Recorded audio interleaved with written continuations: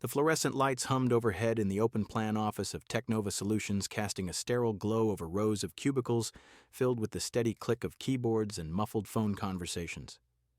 It was late afternoon in Seattle, the kind of gray, drizzly day that made the city feel even more relentless.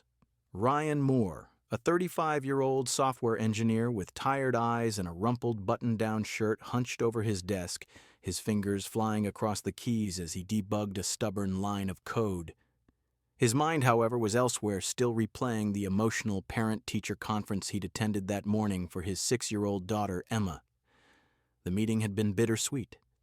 Emma's teacher, Ms. Harper, had praised her creativity and kindness, but the conversation had veered into the challenges of a single-parent household.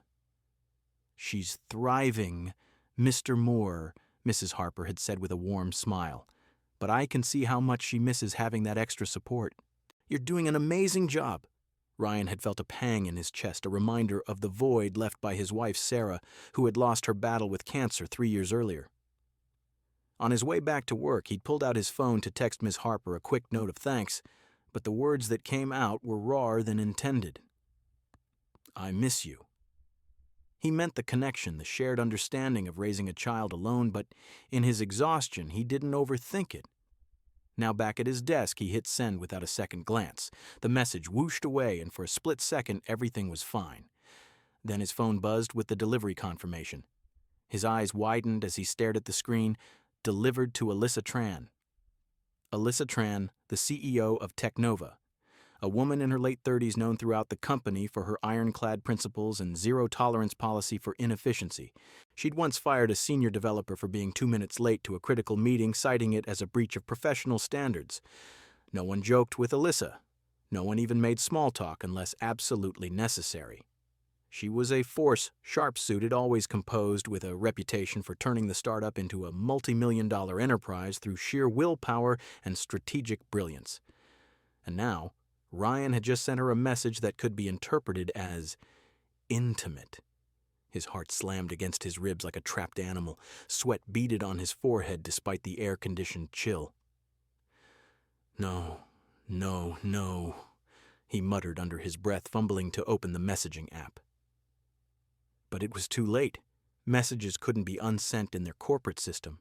He glanced around, hoping no one had noticed his sudden pallor, but a few colleagues were already shooting curious looks his way. Mark from accounting leaned over his cubicle wall. "You okay, Ryan? Look like you've seen a ghost." Ryan forced a weak smile. "Yeah, just a bug in the code. Tricky one." But inside his mind raced. How had he selected the wrong contact? Alyssa was in his phone from a company-wide email chain, her name right above Ms. Harper's in his recent contacts. One slip of the thumb, and now this. He imagined the fallout HR involvement whispers in the break room, maybe even his job on the line. As a single dad, he couldn't afford to lose this position. Emma depended on the stability, the health insurance, the routine that kept their little world from crumbling. The office murmur grew louder, or maybe it was just in his head. He buried his face in his hands, willing the phone to magically retract the message. But then a soft ping echoed from the executive suite at the far end of the floor. Everyone knew that sound, Alyssa's assistant forwarding urgent notifications. Seconds stretched into an eternity. Ryan's palms grew slick as he stared at his screen, half expecting a furious reply. Instead, the glass door to the CEO's office swung open with a decisive whoosh. Alyssa stepped out her heels, clicking sharply against the polished floor. She was impeccably dressed as always, a tailored black blazer over a crisp white blouse, her dark hair pulled into a sleek ponytail. Her expression was unreadable, but her gaze swept the room like a laser landing squarely on him. The office fell into a hush. Colleagues averted their eyes, pretending to focus on their screens, but the tension was palpable. Whispers started almost immediately. "What's going on? Did someone mess up a deadline?" Alyssa didn't raise her voice. She didn't need to. Her presence commanded attention. She crossed her arms, her eyes narrowing slightly as they met Ryan's. "Mr. Moore," she said, her tone even, and cool, cutting through the silence like a blade. "My office. Now." Ryan's stomach dropped. He stood on shaky legs, grabbing his phone as if it were evidence in a trial. As he walked toward her, the weight of every stare in the room pressed down on him. Was it the end of his career, or at least the start of a nightmare? He followed her into the glass-walled office, the door clicking shut behind them with finality. Before we continue, please tell us where in the world are you tuning in from? We love seeing how far our stories travel. Inside the CEO's office, the air felt thick and oppressive. The floor-to-ceiling windows offering a panoramic view of Seattle's skyline but doing nothing to ease the tension. Alyssa Tran sat behind her expansive oak desk, her posture impeccable, fingers lightly steepled as she regarded Ryan with an unblinking gaze.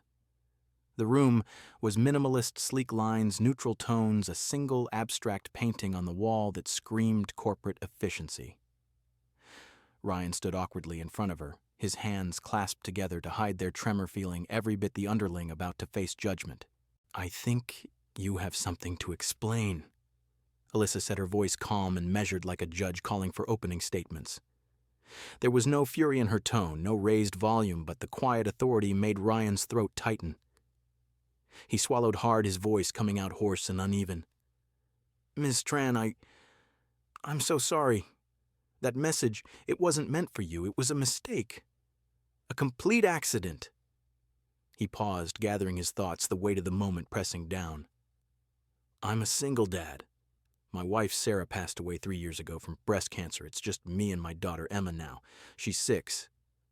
This morning, I had a parent-teacher conference at her school. Her teacher, Ms. Harper, was really supportive, talking about how Emma's doing, but it brought up a lot of emotions, memories, the message.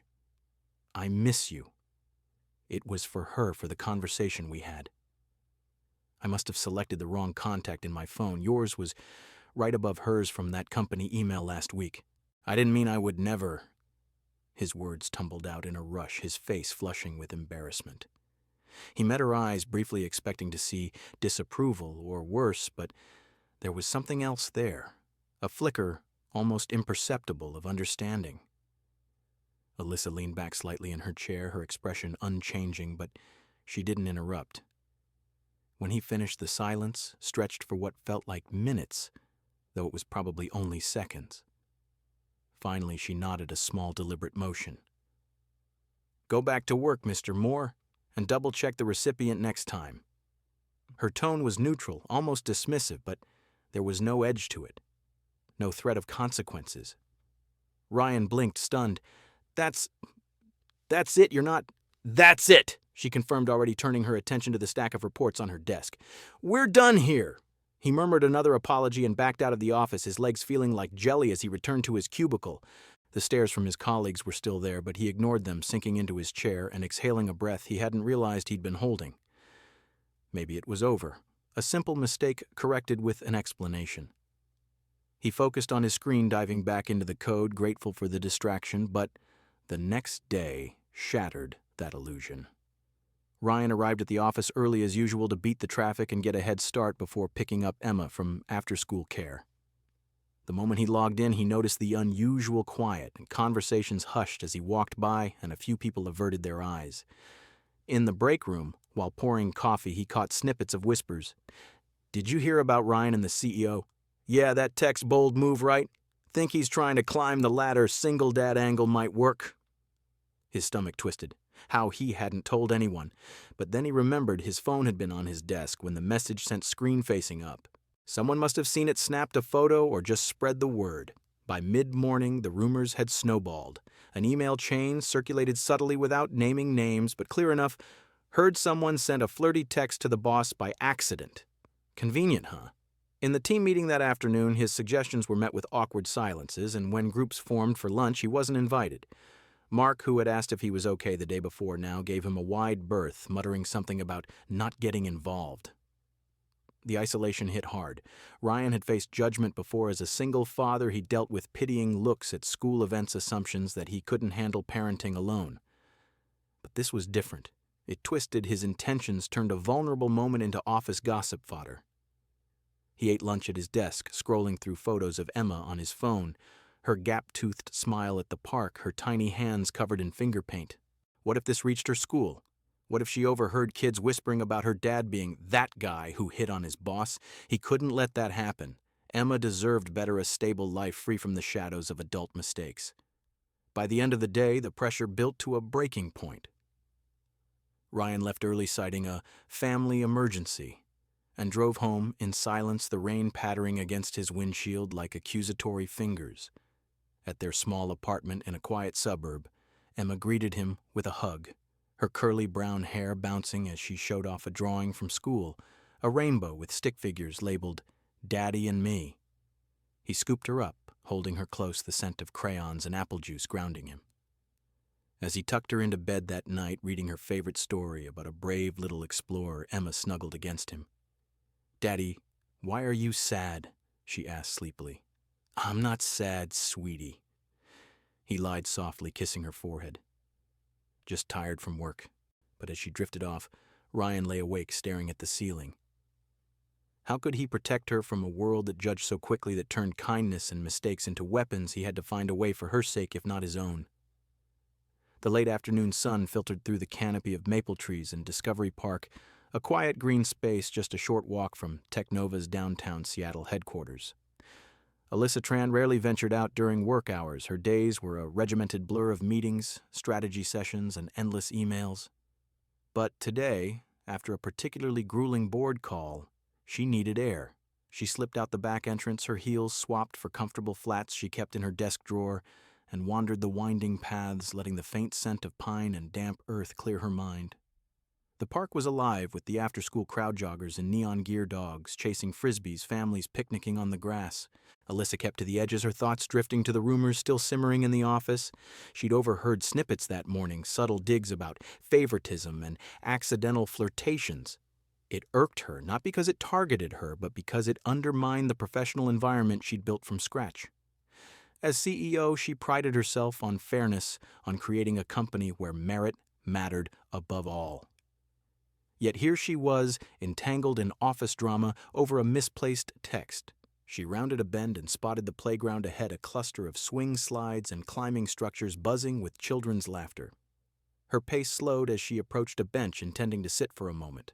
But then she saw him, Ryan Moore, pushing a little girl on one of the swings. The child, with curly brown hair tied in pigtails, squealed with delight as she soared higher. "Higher, Daddy, like flying!"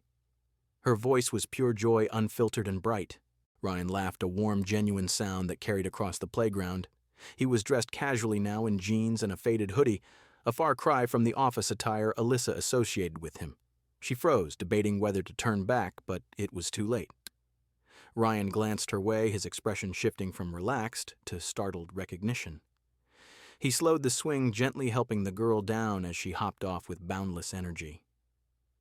"Ms. Tran," he said, a touch of awkwardness in his voice. "I didn't expect to see you here." Alyssa managed to nod, her usual composure feeling slightly off-kilter in this casual setting. "Just taking a walk, clearing my head." The little girl tilted her head up, studying Alyssa with wide, curious eyes the color of hazelnuts. She couldn't have been more than 6, her cheeks flushed from play, a smudge of dirt on her knee from some earlier adventure. "Are you Miss Alyssa?" she asked, her voice small but direct. "The one Daddy works for?" Ryan's face reddened. "Emma, honey, that's not—" But Emma was already rummaging in her small backpack undeterred. She pulled out a crumpled sheet of paper, unfolding it carefully before holding it up with both hands. "I drew this for you. Daddy says you're the smartest person at his work, and you make sure everyone does a good job." Alyssa hesitated, then knelt down to Emma's level, accepting the drawing. It was a child's masterpiece in crayon, a stick figure woman in a boxy dress that vaguely resembled office attire, holding an ice cream cone. Beside her stood a taller figure, a man with a lopsided smile, and a smaller one with pigtails, all under a rainbow sky dotted with stars. The colors bled outside the lines, but the enthusiasm was palpable. A lump formed in Alyssa's throat, unexpected and sharp. She hadn't received a gift like this since her own childhood, perhaps. Her life was filled with polished presentations and high-stakes negotiations, not crayon drawings. "This is beautiful, Emma. Thank you." Emma beamed, her gap-toothed grin infectious. "Do you like ice cream? That's why I gave you one. Daddy and I get strawberry after school sometimes." "I do," Alyssa replied softly, her voice steadier than she felt. "Strawberry is my favorite, too." Ryan watched the exchange, a mix of surprise and relief on his face. "Emma's quite the artist," he said. "She draws for everyone she likes." Emma tugged at her father's sleeve. "Can I go on the slide now, Daddy?" "Sure, sweetie. Stay where I can see you." As Emma scampered off, Ryan turned back to Alyssa. "I'm sorry if she bothered you. She's just outgoing." "No," Alyssa said, still holding the drawing. "She's wonderful." She straightened up, folding the paper carefully and slipping it into her pocket. For the first time in a long while, the wall she'd built around herself felt a little less impenetrable. Watching Emma climb the slide, her laughter echoing, stirred something deep, a reminder of innocence, of connections unmarred by corporate politics. Alyssa lingered on the bench longer than planned, observing father and daughter. Ryan chased Emma around the swings, pretending to be a monster, his worries from the office seemingly forgotten in these moments. It was a glimpse into a life so different from her own solitary evenings in her high-rise condo meals alone success that felt hollow without someone to share it. As the sun dipped lower, casting long shadows across the park, Alyssa finally stood to leave. She walked back toward the office, but her steps were slower, the drawing a quiet weight in her pocket. That night in her empty apartment, she unfolded it again, tracing the crayon lines with her finger. For the first time in years, she allowed herself to wonder what it might feel like to let anyone in. The conference room on the top floor of Technova's headquarters was a stark contrast to the casual chaos of the playground Alyssa had visited days earlier. Floor-to-ceiling windows let in the muted light of another overcast Seattle morning, but the atmosphere inside was charged with tension. Around the long mahogany table sat the senior management team department heads, HR representatives, and a few key executives, all summoned for what had been billed as a routine personnel review. Ryan Moore wasn't invited. This meeting was about him, not with him. Alyssa sat at the head of the table, her tablet open, in front of her, expression as neutral as ever. She'd spent the previous evening preparing the child's drawing from Emma still tucked away in her desk drawer like a talisman. The rumors had escalated in the days since her encounter in the park, subtle at first, then overt. Emails forwarded anonymously, break room chatter that hushed when she entered. It wasn't just gossip. It was eroding morale, creating factions. And at the center was Ryan, the unintended victim. The meeting began with updates on quarterly goals, but it quickly pivoted to the issue at hand, as HR Director Karen Ellis phrased it. She cleared her throat, adjusting her glasses. "We've received several anonymous reports about potential misconduct involving Mr. Moore. The text message to you, Ms. Tran, has fueled speculation that's affecting team dynamics. Some employees feel it's created an uneven playing field, perceived favoritism, or worse, unprofessional advances." Murmurs rippled around the table. Tom from marketing leaned forward, his voice measured but pointed. "Look, Ryan's a solid engineer, but this has people talking. It's distracting. Maybe we need to consider a formal warning or even reassignment to protect the company's image. We can't have rumors like this undermining our culture." Others nodded. Lisa from operations added, "Agreed. If it's just a mistake, fine, but the optics are bad. Clients hear things, it could impact partnerships." Alyssa listened without interrupting, her fingers drumming lightly on the table's edge. She let them speak, watching as the conversation built momentum, the group consensus leaning toward action against Ryan. It was textbook corporate handling, prioritize the organization over the individual, nip problems in the bud. But as the discussion wore on, she felt a quiet resolve solidify. This wasn't just about policy, it was about people. Finally, when the room fell into expectant silence, Alyssa stood. She moved to the projector at the side of the room, connecting her tablet with a few swift taps. A single slide appeared on the screen. "Ethics isn't built on rumors, it's built on protecting the truth." The words hung there bold and unadorned. She turned to face them, her voice steady and commanding. "You've all raised valid concerns about morale and image, but let's address the facts, not the fiction." She clicked to the next slide, a simple timeline, anonymized but clear. The message in question was a mistake. Mr. Moore is a single father. His wife passed away 3 years ago from cancer. He's raising his daughter alone. The text was intended for his child's teacher after an emotional parent-teacher conference. It ended up with me due to a contact mix-up. Nothing more. The room shifted uncomfortably. Karen opened her mouth to speak, but Alyssa continued, I could have dismissed it immediately. Instead, I stayed silent at first, thinking it would blow over. That was my error. My inaction allowed speculation to fester, turning a human mistake into a witch hunt.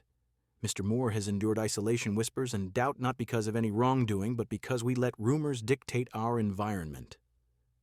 Tom frowned. But the distraction is on us, Alyssa interjected. If anyone here still believes kindness or vulnerability is a weakness, then this company needs to reevaluate its core values.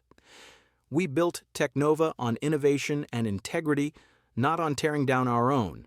Mr. Moore's situation reminds us that our employees are people-first parents, survivors, individuals with lives beyond these walls. She paused, letting the words sink in. The slide advanced to a final bullet point: action, transparency, and accountability. Effective immediately will implement anonymous reporting guidelines with mandatory fact-checking before escalation. And to set the record straight, I'll address the team directly. The meeting ended in stunned quiet, the executives filing out with subdued nods. Alyssa remained behind, gathering her things, a sense of clarity washing over her. This wasn't just about fixing a mess. It was about leading with the empathy she'd long suppressed. Later that afternoon, the entire company gathered in the main atrium for an all-hands announcement. Alyssa stood at the podium, her presence as commanding as ever, but her tone carried a rare warmth. I've called you here to address recent rumors, she began, her voice echoing through the speakers. They concern Mr. Ryan Moore and a misinterpreted message. Let me be clear, it was an accident. Mr. Moore is a dedicated employee and a single father who lost his wife to cancer. The text was meant for his daughter's teacher. Any suggestion otherwise is unfounded. She scanned the crowd, spotting Ryan near the back, his face a mask of surprise. I owe Mr. Moore an apology for not addressing this sooner. My silence contributed to unnecessary hardship. To him and to all of you, Technova values truth over gossip. If you've participated in spreading rumors, reflect on that. We're better than this. The atrium was silent. Then a smattering of applause grew into a respectful wave. As the crowd dispersed, colleagues approached Ryan, some with sheepish apologies, others with supportive claps on the back. Mark from accounting pulled him aside. Hey man, I didn't know the full story. Sorry for freezing you out. Ryan nodded, his voice thick. It's okay. Just glad it's over. But as he gathered his things to leave, Alyssa approached him in the emptying space. Mr. Moore, she said quietly. A word. He followed her to a quieter corner. I meant what I said, she continued. I'm sorry for my part in this. You didn't deserve the scrutiny. Ryan met her eyes, seeing the sincerity there for the first time. Thank you, Ms. Tran. Really, I appreciate you standing up for the truth. It's more than I expected. She offered a small smile, the first genuine one he'd seen from her. We all make mistakes. The key is how we fix them. As she walked away, Ryan stood there, a weight lifting from his shoulders. For the first time in weeks, he felt seen not as a scandal, but as a person. Protected, even. It was a strange, unfamiliar sensation in the cutthroat world of tech, but it sparked a quiet hope that maybe, just maybe, things could change. Several months had passed since the all-hands meeting that had cleared the air at Technova. The office buzz had shifted from whispers of scandal to a renewed focus on projects and deadlines. Rumors died down, replaced by a subtle but noticeable change in the company culture, fewer anonymous complaints, more open discussions in team huddles, and an HR initiative on empathy training that Alyssa had personally championed. For Ryan Moore, life had settled into a quieter rhythm. He threw himself into his work debugging complex algorithms with renewed vigor, and his evenings were filled with Emma's school projects, bedtime stories, and the simple joy of watching her grow. The company's annual internal summit arrived on a crisp autumn day held in a rented event space overlooking Puget Sound. It was a mix of strategy sessions, team-building exercises, and motivational talks culminating in an evening reception with awards and speeches. Ryan hadn't expected to be involved beyond attending, but a week prior an email from Melissa had invited him to speak briefly on resilience in the workplace. He'd agonized over the words, drafting and redrafting late into the night, determined to keep it professional and forward-looking. The reception hall was alive with chatter string lights twinkling overhead and tables laden with appetizers. Employees mingled in small groups, laughter punctuating the hum of conversation. Emma had begged to come along dressed in her favorite white sundress with lace trim, her curls pinned back with a sparkly clip. Ryan had relented, figuring it would be a harmless outing, and now she sat beside him in the front row, swinging her legs excitedly. When his name was called, Ryan stood smoothing his tie as he approached the podium. The microphone hummed softly as he adjusted it, the room falling into attentive quiet. He glanced down at his notes, then set them aside, deciding to speak from the heart. "I once thought a company was just a place to work," he began, his voice steady despite the nerves. "A building where you clock in, do your job, and clock out. But over the past few months, I've learned that's not true. If we choose to live with kindness, if we support each other through mistakes and misunderstandings, then any place can feel like home. I've seen that here in the way we've moved forward together. It's not about being perfect. It's about showing up for one another." The applause started softly, then built warm and genuine. Ryan stepped back, a sense of closure washing over him. But before he could return to his seat, a small figure darted from the audience, Emma, her white dress fluttering as she bounded up the steps. She threw her arms around his legs, looking up with a beaming smile. "That was great, Daddy!" Laughter rippled through the crowd, lightening the moment. Ryan scooped her up, holding her close as the applause swelled again. From the front row, Alyssa watched, her lips curved in a subtle smile. She clapped along, her eyes meeting Ryan's, briefly a nod of acknowledgement of mutual respect forged in the fire of misunderstanding. The evening wound down with mingling and toasts. Colleagues approached Ryan with handshakes and kind words, the earlier isolation a distant memory. Emma charmed everyone she met, handing out compliments like candy. Alyssa kept her distance, engaging in conversations with executives, but her gaze occasionally drifted to the father-daughter duo. There was no spark of romance between her and Ryan, no lingering looks or unspoken tension. Instead, there was a quiet understanding, a shared recognition that vulnerability could bridge divides rather than create them. As the event ended, Ryan walked Emma to the car, her small hand in his. The night air was cool, carrying the faint salt of the sound. "Did you have fun, sweetie?" he asked. "Yeah. Everyone was nice, and you were like a superhero up there." He chuckled, buckling her into her seat. Back inside the venue, Alyssa lingered by the windows, watching them drive away. The hall emptied, leaving her in the soft glow of the lights. She thought of the drawings still on her desk, of the changes she'd implemented, not just policies, but a personal shift toward openness. Technova felt different now, less cutthroat, more human. Fewer whispers in the halls, more collaborative energy. It wasn't a fairy tale transformation, but it was real progress born from one mistake and the courage to address it. In the months that followed, Ryan and Alyssa crossed paths in meetings, exchanging professional nods. No coffee dates, no personal revelations, just a foundation of trust that made the workplace better for everyone. Emma continued to thrive, her drawings a staple in Ryan's wallet, reminders of what truly mattered. The story didn't end with grand gestures or eternal bonds. It ended with hope, the knowledge that everyone deserves to be understood, that kindness can rewrite narratives, and that even in a world quick to judge, second chances are possible. Mistakes happen, but how we respond defines us. And in that response lies the power to heal not just ourselves, but the spaces we share. If this story touched your heart, please share it with someone who needs to hear it. And don't forget to subscribe for more stories like this.